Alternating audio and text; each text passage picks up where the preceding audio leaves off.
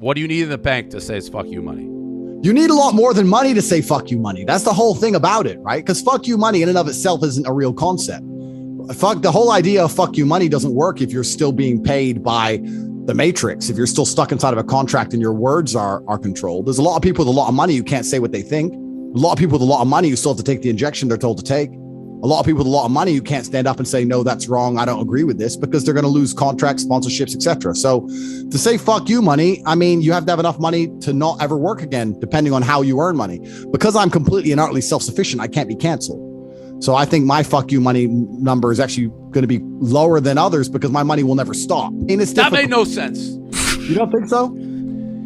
Because by definition, fuck you money would be you can say whatever you want, and if you get fired or you have contracts, it doesn't matter because you're sitting on a pile of like. Well, then it's a very difficult question to answer because it depends on your lifestyle, depends how you like to spend money, blah blah blah. I think so. What's your number? Once you have 50M, then there's nothing else to buy. I mean, what are you gonna buy? Like 50M is plenty of money. You could buy a stupid boat if you really wanted one, but you could also charter one. I mean, besides that, there's literally nothing to buy with that kind of money. I think once you're above 20M, life's around the same, personally. I think that once you get above 20M, you're just doing it for sport. So I think that's around fuck you money. But if I only had 20 million, I'd still be concerned about having an income of some sorts. And if my income was dependent on me agreeing with certain paradigms that the social system, the matrix tries to propagate, then it would be different, right? So it depends. It all depends on the individual. That's why I would say fuck you money. It's around 20. Having fuck you money is not enough. I have a fuck you. You have to have a fuck you life. You can't just have fuck you money. I'm sitting out here in Romania inside of a house with 20 armed guards outside with a tower and AR-15s. And I've got 10 passports and 55 bank accounts. And that's what you need to have fuck you money. You sit in America and have $20 million with one passport sitting in America thinking you have fuck you money. No, you don't. You say the wrong thing. You piss the government off. They're going to come in your house. They're going to fucking take the house you own. They're going to lock you up. You ain't got fuck you money for nothing. This whole thing's the whole paradigm's a lie. The government's the biggest mafia in the world. If you can't tell them to fuck off, you can't tell anyone to fuck off.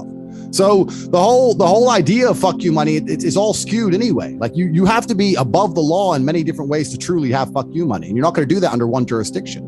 It's not about being above the law. It is about being above the law. But the easiest way to become above the law is to be under lots of different jurisdictions. If you have 10 different passports, it's much harder to constrain you. During COVID, Americans, English people, whatever, were all stuck in their houses because they couldn't fly because of X rule. Well, if you have 10 passports, well, then you're not American on that day.